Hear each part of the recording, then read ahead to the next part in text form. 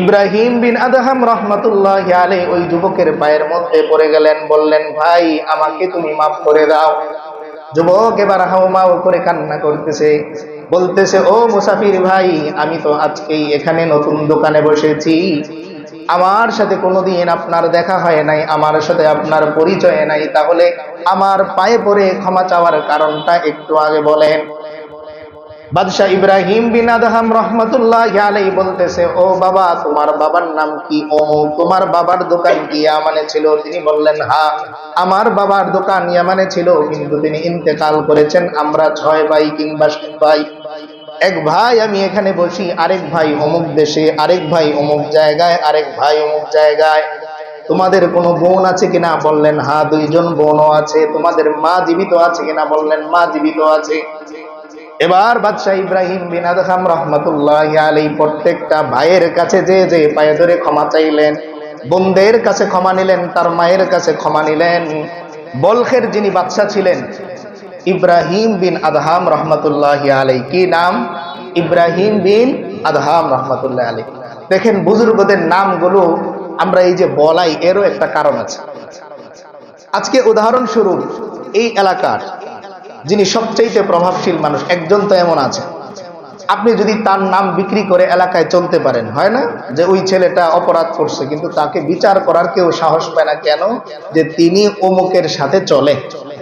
তো এই নামের কারণে যদি এলাকার মানুষ তাকে সমীহ করে, উলামায়ে কেরাম বলেন, কেউ যদি আল্লাহর ওলিদের নাম এমন মুখের মধ্যে ছোটস্থ করে রাখে, হাসরের ময়দানে আল্লাহ তাআলা এই উসিলায় হয়তো তাকে মাফ করে দিতে পারে। তো এই বলখের বাদশা ইব্রাহিম বিন আদহাম রহমাতুল্লাহি আলাইহি একবার ইয়েমেনে গেলেন। ইয়েমেন দেশ সেই বলখ থেকে অনেক দূর। ওখানে যাওয়ার পর ওখানের খেজুর তার খুব পছন্দ হয়েছে, তো তিনি খেজুর নিচ্ছেন। খেজুর মাপার সময় একটা খেজুর নিচে পড়ে গেছে। তিনি চিন্তা করলেন, হয়তো এই খেজুরটা তার যেই ওজনের খেজুর এখান থেকে পড়েছে। তিনি এটা মুখে দিয়ে দিলেন, খেয়ে নিলেন। এবার তিনি বলখে ফেরত আসলেন। তো তিনি ছিলেন কাশওয়ালা ওলি। কি ওয়ালা ওলি? কাশ কাকে বলে?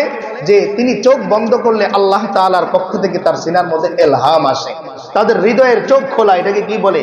কাশ বলে। কাশ মানে উন্মোচন, যার হৃদয়ের মধ্যে আল্লাহ তাআলা অনেক কিছু যা আমরা দেখি না, যা আমরা বুঝি না, তা তারা কি করেন? বুঝতে পারে। তো তিনি মুরাকাবায় বসলেন। ফজরের পরে আল্লাহর সাথে কোনো লাইন হয় না, ইলহাম হয় না।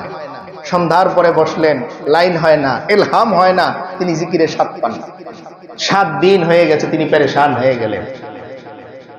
তিনি চিন্তায় বসে পড়লেন যে এমন কি হলো, 7 দিন ধরে এমন থেকে আসার পর থেকে আমার কল্প আর জারি হয় না। তাসাউফের ভাষায় এটাকে কল্প জারি বলে, মানে কল্পটা জারি হয়ে যাওয়া। যেমন দেখবেন, কল্প জারিটা একটু বুঝিয়ে নেই।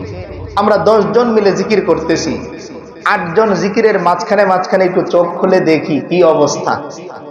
এর মধ্যে একজন এমন আছে যিনি চোখ খুলতেছেন না, ঘেমে গেছেন, ক্লান্ত হয়ে গেছেন, কিন্তু তার জবানের আওয়াজ শুধু বাড়তেছে, আল্লাহ আল্লাহ আল্লাহ শুধু বাড়তেছে। এটারে বলে জারি কল্প। এটারে কি বলে? জারি কল্প। এরপরে দেখবেন জিকিরের শেষটা করা হয় লা ইলাহা ইল্লাল্লাহু মুহাম্মাদুর রাসূলুল্লাহ। যিনি জিকির করাচ্ছেন তিনি থেমে গেছেন। ওই 8 জন থেমে গেছে, কিন্তু 2 জন তারা থামতেছে না, তাদের আওয়াজ যেমন আরো বাড়তেছে। এটা হয় অনেকের দিল থেকে, এটা হচ্ছে জারি কল্ব। এটা কি? জারি কল্ব, যে থামে না, থামে না। তো তিনি পেরেশানির মধ্যে বসে পড়লেন। হঠাৎ তিনি তন্দ্রায় নিমজ্জিত হলেন, জীবনী চলে আসলো, হালকা হালকা ঘুম। হঠাৎ তিনি দেখতেছেন কয়েকজন মানুষের আগমন। তারা আলোচনা করতেছে, তোমরা কি জানো বাদশাহ ইব্রাহিম বিন আদহামের 7 দিন যাবৎ কল্প এর মধ্যে উন্মোচন হয় না, কল্প জারি হয় না? এর কারণ কি তোমরা জানো? একজন আরেকজনের সাথে বলা উচিত। কেন? কারণ বলতেছে যে সেই ইয়ামানে একজন ব্যক্তির থেকে খেজুর নিয়েছিল, ওই একটা খেজুর পড়ে গিয়েছিল। ইব্রাহিম মনে করেছিল এই খেজুরটা তার, আসলে খেজুরটা ছিল মালিকের। এই খেজুরটা খাওয়ার কারণে, এই যে বান্দার একটা হক, একটা খেজুর, এই হকটা নষ্ট করার কারণে তার কল্পটা বন্ধ হয়ে গেছে। এবার ইব্রাহিম বিন আদহাম রহমাতুল্লাহি আলাইহি তন্দ্রা ভেঙে গেল, ঝিমুনি ভেঙে গেল। তিনি সজাগ হলেন, সঙ্গে সঙ্গে তিনি প্রস্তুতি নিয়ে ইয়ামানে চলে গেলেন।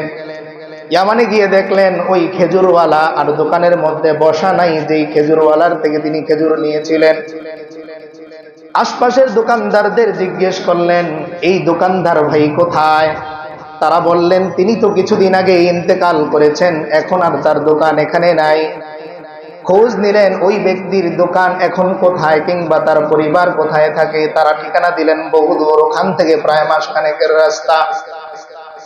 ইব্রাহিম বিন আদহাম রহমাতুল্লাহি আলাইহি তার সঙ্গীদের বলকে পাঠিয়ে দিলেন, যাও তোমরা শাসন ব্যবস্থাটা সামাল দাও, আমি ওই খেজুরের ঋণ পরিশোধ করে এরপর আমার রাজ সিংহাসনে আমি ফেরত যাব। তিনি এবার ওখান থেকে রওনা হলেন, মাসখানেকের রাস্তা অতিক্রম করলেন। ওখানে যাওয়ার পর ওই ঠিকানা অনুযায়ী দোকানের মধ্যে একজন যুবককে দেখতে পেলেন, সে খেজুরের দোকানে বসা। ইব্রাহিম বিন আদহাম রহমাতুল্লাহি আলাইহি ওই যুবকের পায়ের মধ্যে পড়ে গেলেন, বললেন, ভাই আমাকে তুমি মাফ করে দাও। যুবক এবার হাউমাউ করে কান্না করতেছে, বলতেছে, ও মুসাফির ভাই, আমি তো আজকেই এখানে নতুন দোকানে বসেছি, আমার সাথে কোনোদিন আপনার দেখা হয় নাই, আমার সাথে আপনার পরিচয় নাই, তাহলে আমার পায়ে পড়ে ক্ষমা চাওয়ার কারণটা একটু আগে বলেন। বাদশাহ ইব্রাহিম বিন আদহাম রহমাতুল্লাহি আলাইহি বলতেছে, ও বাবা, তোমার বাবার নাম কি? ও, তোমার বাবার দোকান কি ইয়ামানে ছিল? তিনি বললেন, হ্যাঁ, আমার বাবার দোকান ইয়ামানে ছিল, কিন্তু তিনি ইন্তেকাল করেছেন। আমরা 6 ভাই কিংবা 7 ভাই। এক ভাই আমি এখানে বসি, আরেক ভাই অমুক দেশে, আরেক ভাই অমুক জায়গায়, আরেক ভাই অমুক জায়গায়। তোমাদের কোনো বোন আছে কিনা? বললেন, হ্যাঁ, 2 জন বোনও আছে। তোমাদের মা জীবিত আছে কিনা? বললেন, মা জীবিত আছে। এবার বাদশাহ ইব্রাহিম বিন আদহাম রহমাতুল্লাহি আলাইহি প্রত্যেকটা ভাইয়ের কাছে যে পায়ে ধরে ক্ষমা চাইলেন, বোনদের কাছে ক্ষমা নিলেন, তার মায়ের কাছে ক্ষমা নিলেন। এরপর লম্বা সময় পরে তিনি তার রাজ সিংহাসনে ফিরলেন। এবার ফজরের পরে যখন তিনি মুরাকাবায় বসলেন, সঙ্গে সঙ্গে তার কল্পটা আল্লাহর পক্ষ থেকে জারি হয়ে যায়। এবার তিনি আবার ওই মুরাকাবা শেষে আবার তার তন্দ্রা এসেছে, তখন তিনি শুনতেছেন, তোমরা কি শুনেছো, আজকে ইব্রাহিম বিন আদহামের কল্প আবার জারি হয়েছে, কারণ সে বান্দার হকের কি নিতে পেরেছে? ক্ষমা